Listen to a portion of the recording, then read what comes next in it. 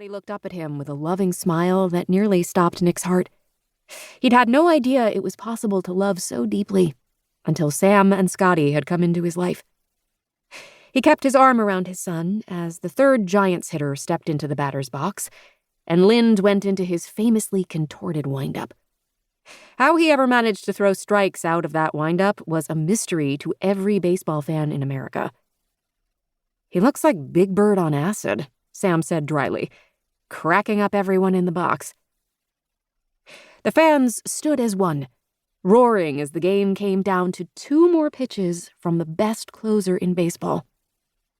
The snap of the second strike hitting the catcher's mitt could be heard 7 levels up in the skybox.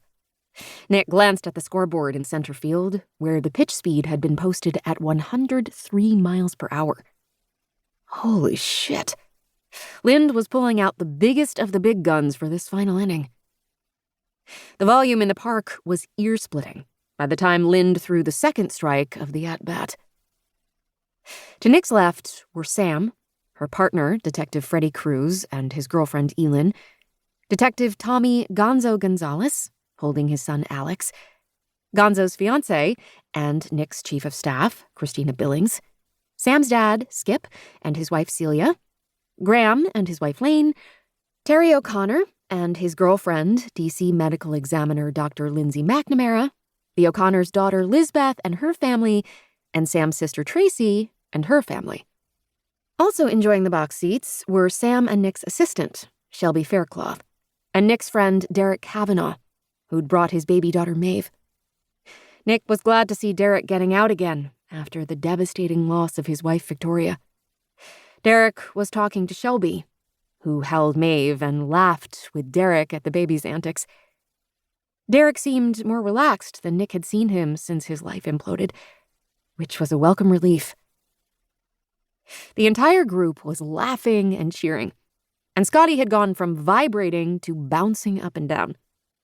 While he, too, was a lifelong Red Sox fan, something he and Nick had bonded over from the beginning of their friendship, Scotty had become a big fan of the Feds this season. This was especially true since the baseball camp he attended in the district over the summer, at which he'd met the team's all-star center fielder, Willie Vasquez. Willie was now bent at the waist, staring intently at the action unfolding on the mound as Lind wound up and delivered another pitch that was fouled off. The frenzied energy in the stadium deflated a bit as the ball sailed into the seats near left field.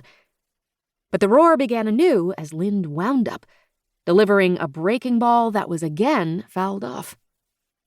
Nick glanced down to find Scotty biting his nails as he stared at the diamond below, where the catcher, first baseman, and shortstop were conferencing with Lind on the mound. When he caught Nick watching him, Scotty dropped the hand from his mouth. "This is so stressful." "Imagine how the players must feel." "I may not be cut out for professional sports." The kid was endlessly amusing, which was one of many reasons he and Sam loved him so much. "Well, luckily, you have plenty of time to make career decisions, buddy." "That's true." When the conference on the mound broke up, Scotty joined the rest of the crowd in clapping and calling out encouragements to Lind. As the pitcher stared down the batter, Sam's hand clutched Nick's arm tightly.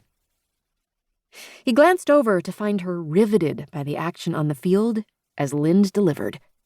The crack of the bat had thousands of people gasping as the batter raced toward first base, beating the shortstop's throw to the bag.